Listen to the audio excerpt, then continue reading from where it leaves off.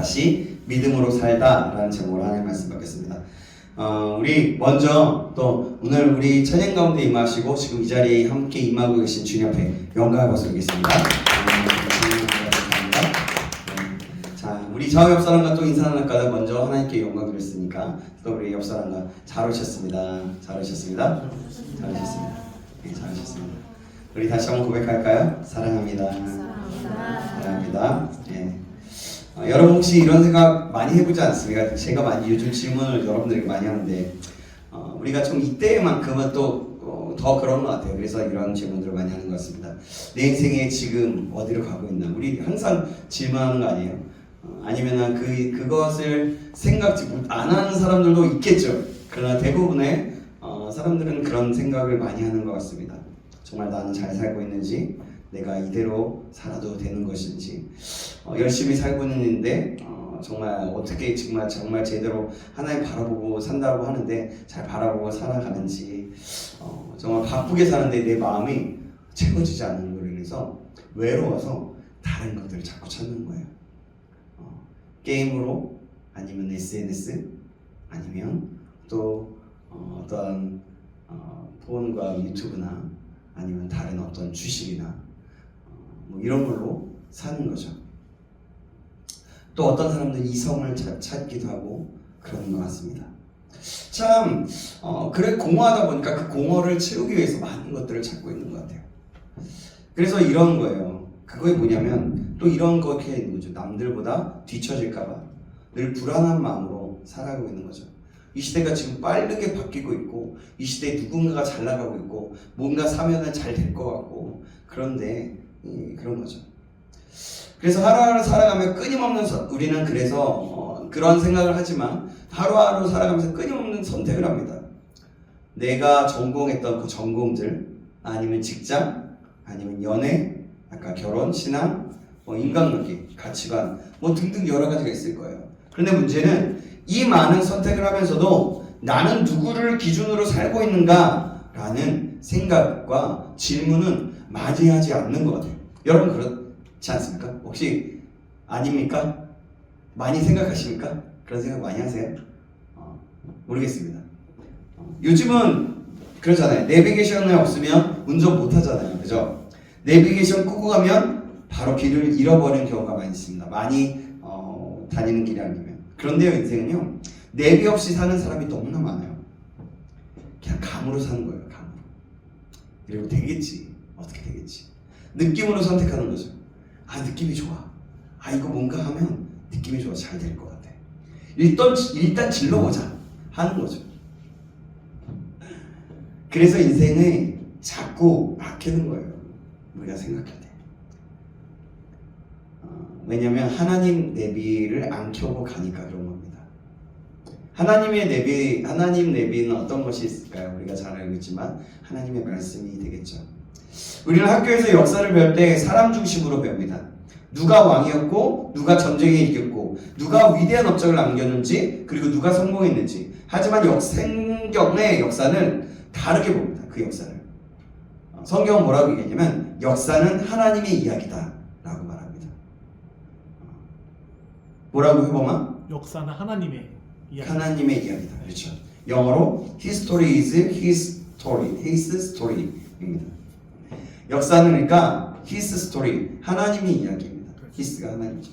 성경은 늘 이렇게 질문하는 거예요. 이 사람이 무엇을 했는가가 아니라 하나님께서 이 사람을 통해 무엇을 하셨는가라는 질문을 합니다. 히브리서 11장은 유명한 사람들의 성공 스토리가 아니에요. 그래서 우리가 히브리서 11장 강의하는데 믿음으로 하나님께 인생을 맡긴 사람들의 이야기입니다. 오늘 본문 읽었던 32절에 나오는 사람들 누구 있죠? 기드온, 바락, 삼손, 입다, 다윗 이렇게 나오잖아요. 이 사람들은 솔직히 말하면 완벽한 사람들이 아니었어요. 실패도 많았고 실수도 많았습니다. 연약함도 많았고요. 그리고 죄를 지었어요. 그리고 넘어진 적도 너무나 많이 있었습니다. 그런데 하나님은 이 사람들을 믿음의 사람이라고 부르셔요. 왜입니까? 잘해서가 아니라 하나님을 의지했기 때문이에요. 아멘. 오늘 우리가 읽은 그러니까 히브리서 11장 32절에 나오는 인물들은 사사시대에 살았던 사람들입니다. 사사시대는요 영적으로 가장 혼란스럽고 무너진 시대였어요. 그런데 여러분, 이 이스라엘 백성들이 하나님께서 얼마나 큰 은혜를 주셨습니까? 여러분 생각해 보십시오. 사사시대 전을 생각해 보세요. 모세오경, 창세기, 출애굽기, 레위기, 민수기, 신명기, 여호수아, 다음이 사사기잖아요. 그 전에 어떤 일을 행하셨어요? 기억나세요?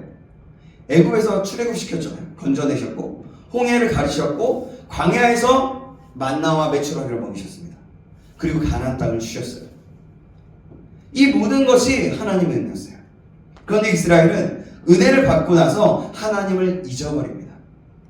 그러니까 편해지니까 이런 거예요. 편해지니까 기도를 하지 않는 거예요. 안정이 되니까 말씀을 생각하지 않는 거예요. 율법을 생각하지 않는 거죠. 그러니까 지금으로 말하면 말씀을 읽지 않는 거죠. 잘 되니까 하나님이 아니라 하나님을 뒤로 미룹니다. 그리고 우상을 섬기기 시작합니다. 심지어 하나님을 따르는 사람이 이상한 사람이 되는 시대가 바로 사사시대였어요. 기드온이 우상을 헐었을 때 사람들은 그를 칭찬하지 않았습니다. 오히려 죽이려고 했어요. 왜일까요?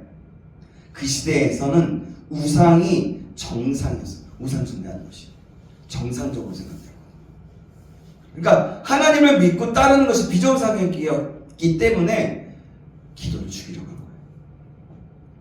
사사시대가 가장 잘 보여주는 말씀이 있습니다. 그게 뭐냐면 사람이 각기 자기 소견에 옳은 대로 행하였더라.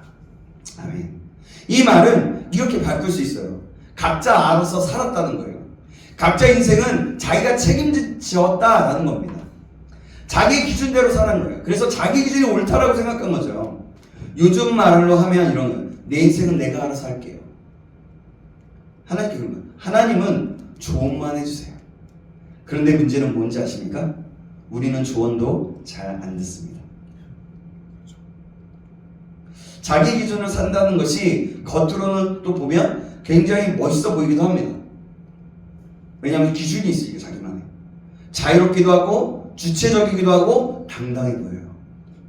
하지만 성경은 이것을 가장 위험한 상태라고 얘기하는 거예요. 왜냐하면 하나님을 왕으로 인정하지 않았기 때문입니다. 그들은 말로는 하나님을 믿었지만 삶에서 자기가 주인이었던 거예요. 그러니까 이런 거죠. 결정을 내가 하는 거예요.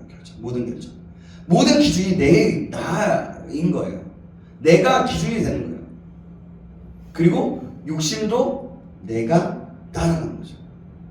그러니까 신앙생활은 필요할 때만 쓰는 거예요. 그냥 필요할 때만 갖다 붙이는 거죠.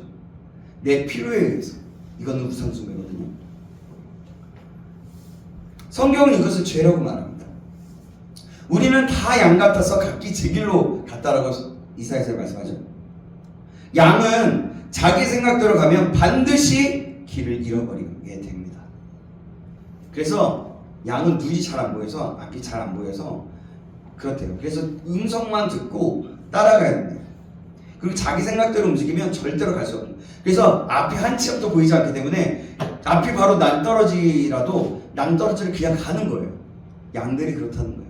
그래서 목자가 없으면 반드시 길을 잃어버리거나 낭떠러지를 떨어지는 거예요. 사람도 마찬가지입니다. 하나님 없이 자기 생각대로 살면 반드시 인생은 흔들리고 무너지게 돼요. 아멘. 사랑하는 여러분, 이 사사시대의 이야기가 혹시 여러분 오늘 짧게 읽었지만 사사기를 읽어보면 계속해서 반복되는 것들이 있거든요. 그건 이따 좀 얘기하고요. 근데 그 사사시대의 이야기가 혹시라도 여러분 정말 옛날 이야기처럼 혹시 들리고 계십니까? 그런 사람 있으십니까? 절대 아닙니다. 지금 우리가 사는 시대와 너무나 닮아 있어요. 하나님보다 뭐가 더 중요해요? 성공이 중요합니다. 말씀보다 내 스펙을 잘 쌓아야 하지만 내가 성공할 수 있거나 내가 잘 될 수 있을 거라고 생각합니다. 또 신앙보다 안정. 신앙은 어떻게 보면 되게 어둡고 어떻게 보면 되게 모험적인 일을 행해야 될 때도 많이 있거든요. 그러니까 안정된 삶을 추구하는 거죠. 그 시대가 지금의 시대예요. 믿음대로 살면 사람들이 이러는 거예요. 너무 유난 떤다. 너무 유난 떠는 거 아니야. 너만 하나님이냐. 너만 교회 다니냐. 이런 소리를 듣는 거예요. 신앙을 지키면 손해보는 것처럼 느껴지는 시대인 거죠. 사사시대는 반복되어서 이것들이 이루어지고 있어요. 그리고 우리는 그 한가운데서 서 있고 그렇게 살아가고 있습니다. 사랑하는 여러분, 사사시대를 보면 한 가지 분명한 사실이 있어요.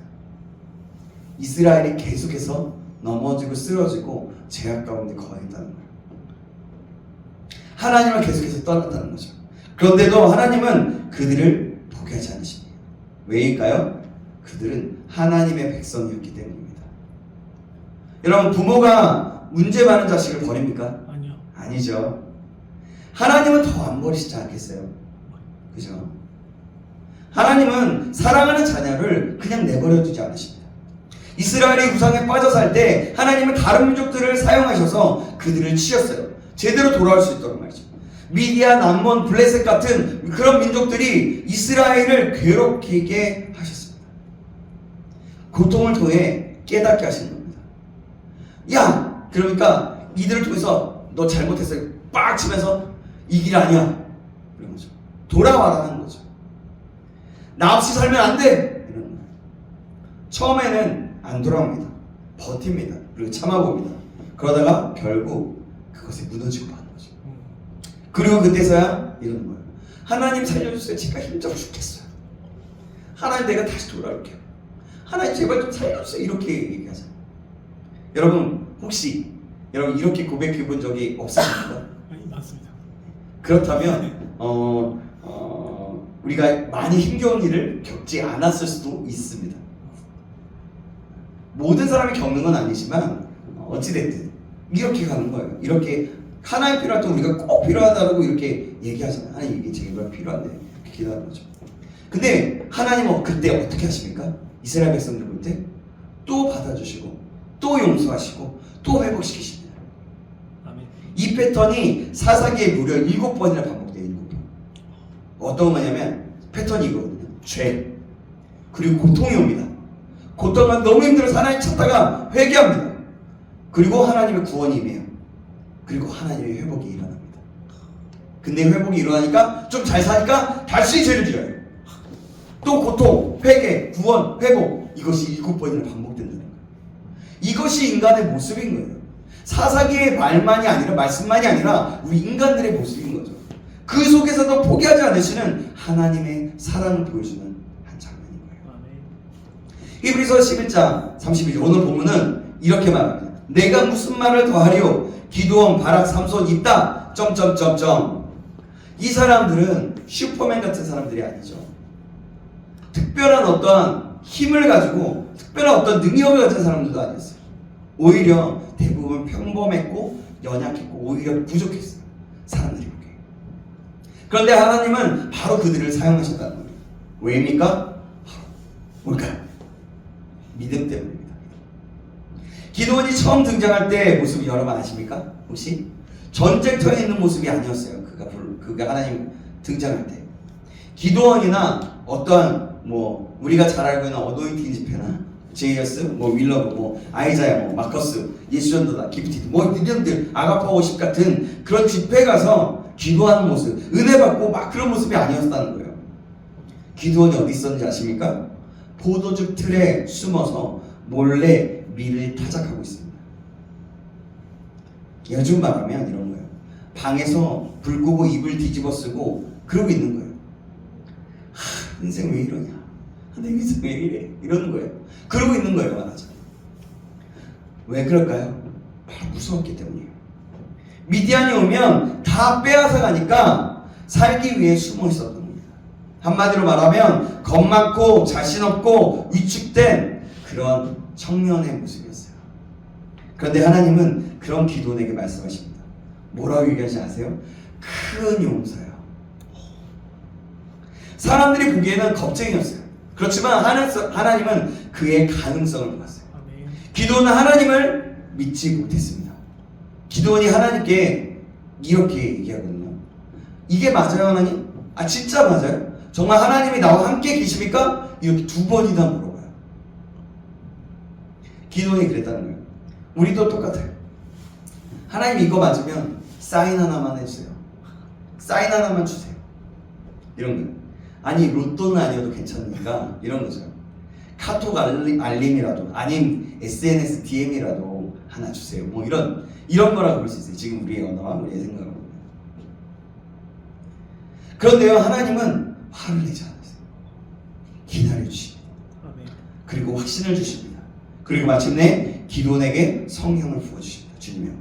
전쟁으로 나갈 때 32,000명이 모였는데도 하나님은 일부러 수를 줄입니다. 몇 번에 걸쳐서 수를 줄이죠. 그리고 마침내 300명만 남기게 됩니다. 32,000명에서 300명만 남기게 된다. 왜입니까? 왜 그럴까요? 이걸 잘 알아보면 이 승리는 우리 이스라엘 백성들의 전쟁의 승리를 보면 다 나옵니다. 이 승리는 네가 한 게 아니라 이스라엘 백성이 한 게 아니라 내가 한 게 아니라 바로 하나님이 하신 거다라는 것을 나타내주기 위함인 거예요. 이것을 가르치기 위해서입니다. 기도원의 승리는 실력의 승리가 아니라 믿음의 승리였고 하나님의 승리였습니다. 입다는 더 힘든 사람이었습니다. 입다, 그는 어떤 사람인지 아십니까? 기생의 아들이었어요. 입다는 태어날 때부터 상처였습니다. 기생의 아내. 지금으로 말하자면 매춘부의 아내인 거예요. 아들인 거예요. 형제들에게 쫓겨났습니다. 그래서 가정에서도 공동체에서도 버림받았던 사람이에요. 너는 우리와 상관없어. 너는 끼지 마. 어디 기생의 아들이 막 이런 거예요. 이 말을 들으면서 자란 사람입니다. 여러분 어떻겠어요? 율법적으로도 차별받았던 사람이었어요.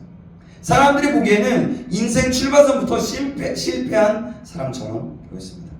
그런데 입다는 하나님은 그런 입다를 부르십니다. 그런 입다. 열등감과 상처 속에서 살지 않겠어요? 근데 입다를 부르셔서 하나님의 영을 그에게 부어주십니다. 그러자 입다는 이스라엘의 지도자가 돼요. 암몬을 무찌르고 민족을 구합니다. 사람들이 무시하던 사람이 하나님의 손에 붙잡히자 민족의 영웅이 된 거예요. 혹시 여기에도 이런 사람 있습니까?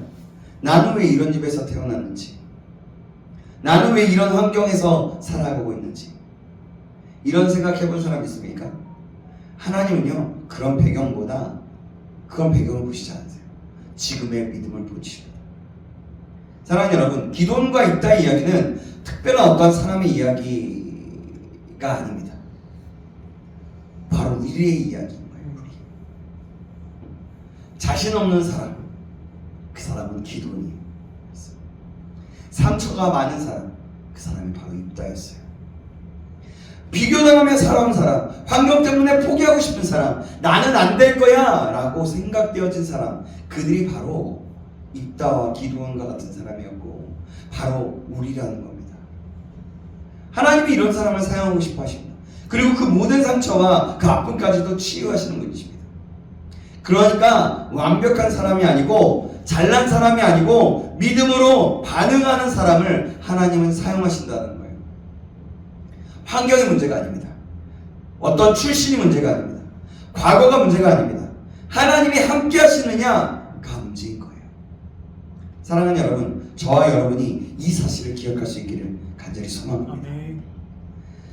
이제 다시 한번 질문을 던져봅니다. 여러분, 기도원과 입다와 바락과 삼손, 오늘 기도원과 입다를 얘기했지만요, 이 사람들이 어떻게 민족을 살리는 사람이 되었습니까? 원래부터 대단해서였다고 했어요? 아니죠. 능력이 넘쳐서라고 했습니까? 아니죠. 환경이 좋아서라고 했습니까? 아니죠. 성경은 근데 분명히 말합니다. 믿음. 그들은 맞아요. 믿음으로 살았다. 아멘. 히브리서 정말 그들의 사사들과 여러 모습들을 보면 정말 믿음 없는 모습들도 있고 여러 가지가 있어요. 하지만 그들을 하나님이 믿음으로 살았다라고 칭하여 주신 거예요. 그들이 작은 어떠한 모습 보면서. 그래서 히브리서 11장은 계속해서 반복되는 말이 있어요. 그게 뭐냐면 믿음으로 누구누구는 믿음으로 누구누구 이렇게 얘기하고 있어요.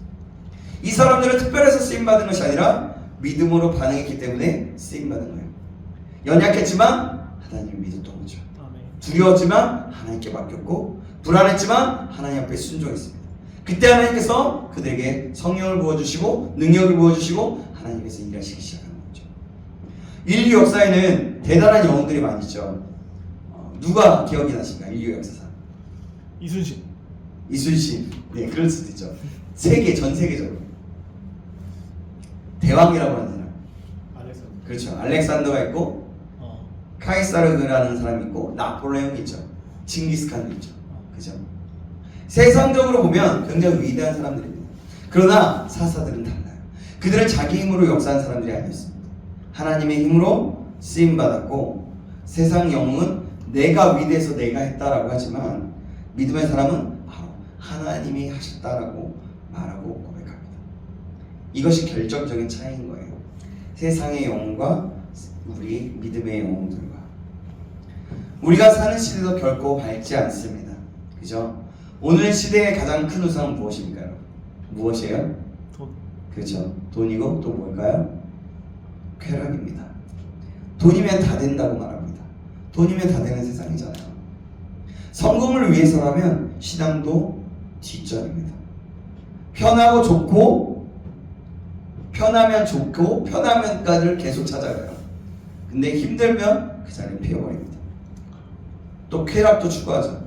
게임, 중독, 도박, 음란, 마약, 동성연애 등 각종 막 여러 가지들을 의존하고 그런 쾌락을 일삼고 있는 시대죠. 잠깐의 즐거움을 위해서 인생 전체를 망치는 일도 너무나 많이 있다는 거예요. 이것이 바로 그런 대표적인 예들인 거죠. 오늘 우리 시대에도 사사 시대처럼 이렇게 말하는 사람들이 많이 있습니다. 각자 알아서 살자. 내 인생은 네가 책임지는 거야 라고 얘기합니다. 네 인생은 네가 책임지는 거야. 내 인생은 내가 책임지는 거야 이렇게 얘기하는 거죠. 돈과 쾌락이 하나님의 자리를 대신하고 있다는 거죠. 더 안타까운 현실은 무엇입니까? 오늘 요즘 사회에서 기독교에 대한 신뢰가 계속해서 떨어지고 있죠. 빛과 소금이 되어야 할 교회가 오히려 비난의 대상이 되고 있습니다. 그래서 세상은 우리를 기독교를 개독교라고까지 말합니다. 여러분 왜 그렇게 이런 소리를 듣습니까? 믿음이 행동이 아닌 말로만이 되었기 때문입니다. 삶이 되지 못했기 때문이에요. 예배는 드리는데 삶은 세상과 똑같은 거죠. 기도를 하는데 결정은 하나님 없이 내 마음대로 하는 것이죠. 이것이 오늘 교회의 아픔입니다. 그렇다면 해결책은 무엇일까요? 더 좋은 제도일까요? 더 좋은 환경입니까? 더 많은 프로그램입니까? 아니죠. 성경은 단순하게 얘기해요. 뭐랄까요? 그렇죠. 다시 믿음으로 돌아가라. 믿음인 거죠. 사사들이 그랬던 것처럼 오늘 우리도 믿음으로 서야 할 줄 믿습니다. 환경이 좋아서가 아니라 시대가 좋아서가 아니라 어두울수록 더 믿는 겁니다. 연약해도 불리해도 손해보는 것 같아도 믿는 겁니다. 그럴 때 하나님은 일하시기 시작하는 겁니다. 사랑하는 여러분, 오늘 하나님은 어떤 사람을 찾고 계실까요? 어떤 사람을 찾고 계십니까? 그럴까요? 연약한 자. 예, 완벽한 사람? 아니죠. 잘난 사람? 아니죠. 흠없는 사람? 아니죠. 믿음으로 서는 사람이에요. 계속 반복이잖아요. 포기하지 않는 믿음을 가진 사람, 타협하지 않는 믿음을 가진 사람, 하나님을 끝까지 붙드는 믿음을 가진 사람.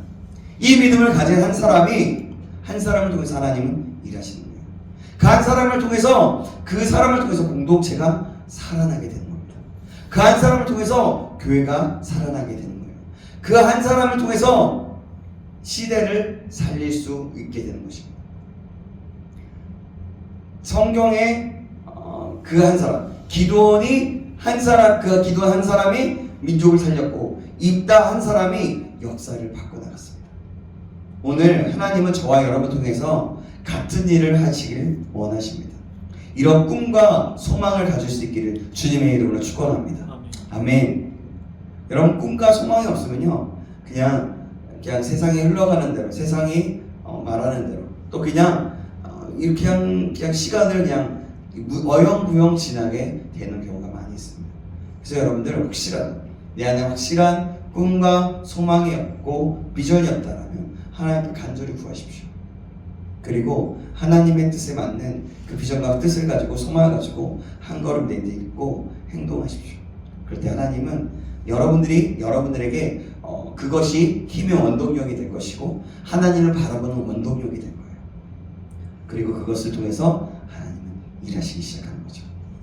사랑하는 여러분, 히브리서 11장은 어떠한 우리가 믿음의 사람들만의 이야기가 아닙니다. 지금도 계속해서 쓰이고 있는 이야기입니다. 그리고 그 다음 장의 주인공은 바로 우리인 거예요. 저는 그래서 이런 말을 되게 좋아합니다.